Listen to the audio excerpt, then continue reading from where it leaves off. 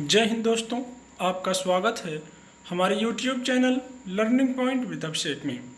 दोस्तों, आज practice dictation series का 14वां डिक्टेशन है, जिसमें आपको 80 शब्द प्रति मिनट से 120 शब्द प्रति मिनट का डिक्टेशन दिया जाता है। Dictation start.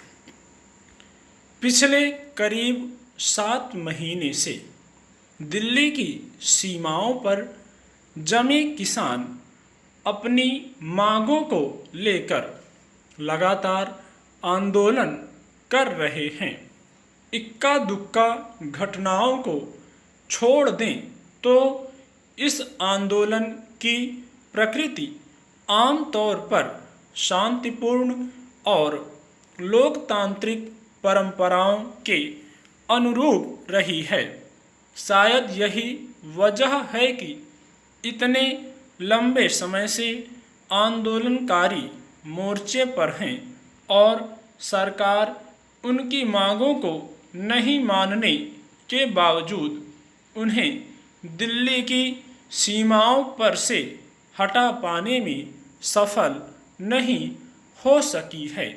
लेकिन बुधवार को गाजीपुर बॉर्डर पर आंदोलन स्थल के पास किसानों और भाजपा कार्यकर्ताओं के बीच जैसी झड़प हुई, वह इसलिए चिंता का विषय है कि यह न केवल एक लोकतांत्रिक आंदोलन की प्रकृति के प्रतिकूल है, बल्कि अगर ऐसे टकराव से बचा नहीं गया तो इसका नुकसान बहुस्तरीय हो सकता है। खबरों के मुताबिक बुधवार को वहां से भाजपा के एक नेता का काफिला गुजर रहा था, जिसमें शामिल लोगों और किसानों के बीच नेता का स्वागत करने के मसले पर टकराव शुरू हो गया। हैरानी की बात यह है कि धरना स्थल के आसपास पुलिस थी, लेकिन उसने समय पर हंगामा कर रहे लोगों को नहीं रोका।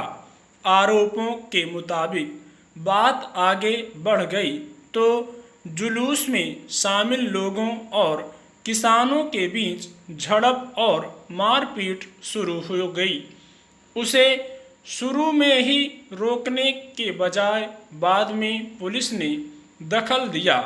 सवाल है कि क्या वहां तैनात पुलिसकर्मियों और उनके अधिकारियों को दो विरोधी पक्षों के आमने सामने होने से पैदा होने वाले हालात का अंदाजा नहीं था, जो पुलिस हजारों लोगों के जमावड़े और गतिविधि को नियंत्रित कर सकने की क्षमता रखने का दावा करती है। उसे हंगामा करने वालों को समय पर रोकना जरूरी क्यों नहीं लगा? अब हालत यह है कि उसी घटना के संदर्भ में पुलिस ने प्राथमिकी दर्ज कर भारतीय किसान यूनियन के करीब 200 कार्यकर्ताओं को आरोपी बनाया है। दूसरी ओर किसानों की ओर से भी मामला दर्ज कराने की बात कही गई है। आंदोलन से जुड़े नेताओं का सीधा आरोप है कि भाजपा ने 7 महीने से शांतिपूर्ण तरीके से चल रहे उनके आंदोलन को बाधित करने के मकसद से सुनियोजित साजिश के तहत हंगामा करने की कोशिश की है। करीब 5 महीने पहले भी गाजीपुर बॉर्डर पर चल रहे आंदोलन के मंच पर हंगामा करने की कोशिश की गई थी। तब पुलिस के हस्तक्षेप के बाद आंदोलन के खत्म होने तक की बात कही गई, लेकिन ग्रामीण इलाकों से किसान फिर से वहां पहुंच गए। दूसरी सीमाओं पर भी छोटे मोटे हंगामे हुए, लेकिन आंदोलन आमतौर पर शांतिपूर्ण तरीके से जारी रहा। किसानों की मांग पर न सरकार का कोई सकारात्मक रवैया सामने आ रहा है, न किसान पीछे हटने को तैयार हैं। हालांकि इससे पहले दोनों पक्षों के बीच 11 दौर की वार्ता हो चुकी है, लेकिन अब वह भी बंद है। इसके बावजूद किसान जिस तेवर के साथ आंदोलन स्थलों पर टिके हुए हैं, वह सरकार के लिए परेशानी का कारण है। इससे किसी राजनीतिक दल के कार्यकर्ताओं की सहमति असहमति हो सकती है, लेकिन उसकी वजह से किसी को हिंसा के लिए उकसाना किसी तरह की रणनीति है।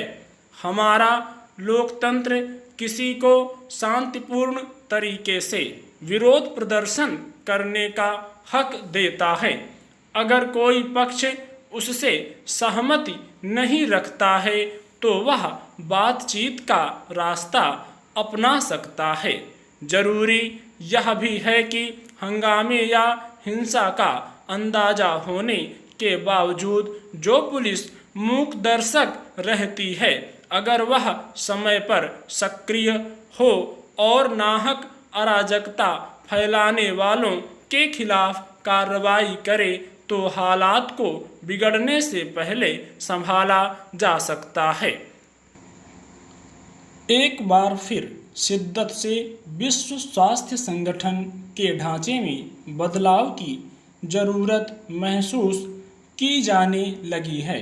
स्वास्थ्य मंत्री हर्षवर्धन ने शंघाई सहयोग संगठन देशों के स्वास्थ्य मंत्रियों की बैठक में इस जरूरत को रेखांकित किया। कोरोना से उपजे वैश्विक संकट ने सभी देशों को सोचने पर मजबूर किया है कि भविष्य में अगर इस तरह की महामारियां पैदा होंगी तो उनसे निपटने के लिए क्या उपाय हो सकते हैं।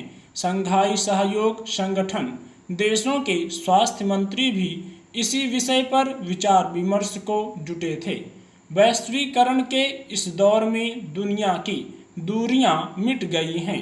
वाणिज्य, व्यापार, पर्यटन, विकास कार्यों से जुड़ी गतिविधियों आदि के चलते दुनिया के सभी देशों में परस्पर आवाजाही बढ़ी है।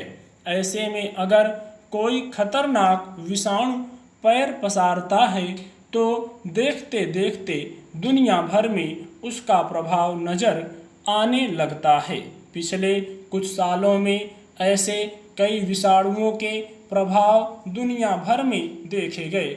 उनमें कोरोना विषाणु ने सबसे अधिक तबाही मचाई। इसके चलते पूरी दुनिया की अर्थव्यवस्था चौपट हो गई है। अभी उस पर काबू नहीं पाया जा सका है।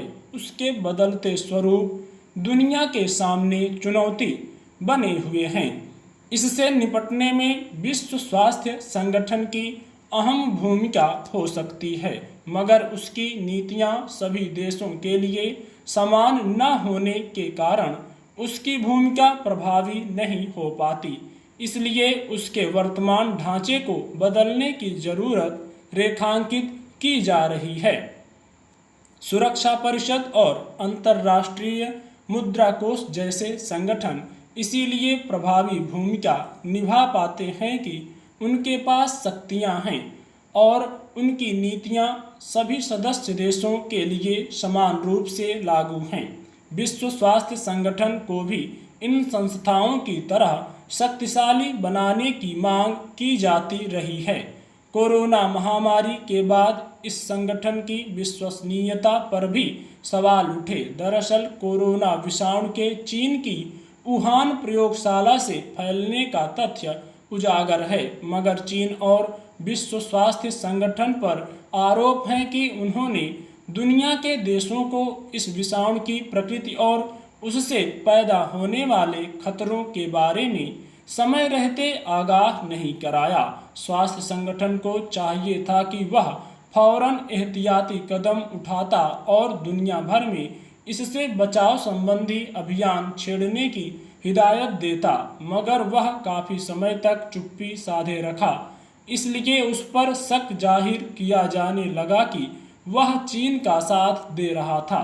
इस पर अमेरिका के तत्कालीन राष्ट्रपति डोनाल्ड ट्रंप ने तो सख्त कदम भी उठाए थे। अमेरिका की तरफ से मिलने वाले उसके कोष बंद कर दिए थे। कहने को विश्व स्वास्थ्य संगठन का गठन दुनिया के तमाम सदस्य देशों में सार्वजनिक स्वास्थ्य सुविधाएं बेहतर बनाने के मकसद से किया गया था, मगर हकीकत यही है कि इसके लिए उसके पास पर्याप्त शक्तियां नहीं हैं। मसलन अगर कोई देश अपने यहाँ का स्वास्थ्य संबंधी कोई तथ्य छिपाता या उसे विश्लेषण के लिए उपलब्ध कराने से इनकार करता है, तो वह उसके खिलाफ दंडात्मक कार्रवाई नहीं कर सकता। इसी तरह उसके अन्य अधिकारों में भी बढ़ोतरी की जरूरत है। सभी सदस्य देशों के लिए उसकी नीतियां समान रूप से लागू होनी चाहिए, तभी वह कोरोना या भविष्य की महामारियों से लड़ने के लिए व्यावहारिक रणनीति पर काम कर सकता है। आज भी दुनिया की बड़ी आबादी सार्वजनिक स्वास्थ्य सेवाओं पर निर्भर है और महामारी के समय सबसे अधिक मार उसी पर पड़ती है। उस आबादी तक स्वास्थ्य सुविधाएं उपलब्ध कराने के लिए भी विश्व स्वास्थ्य संगठन के वर्तमान ढांचे में बदलाव की जरूरत है। स्टॉप।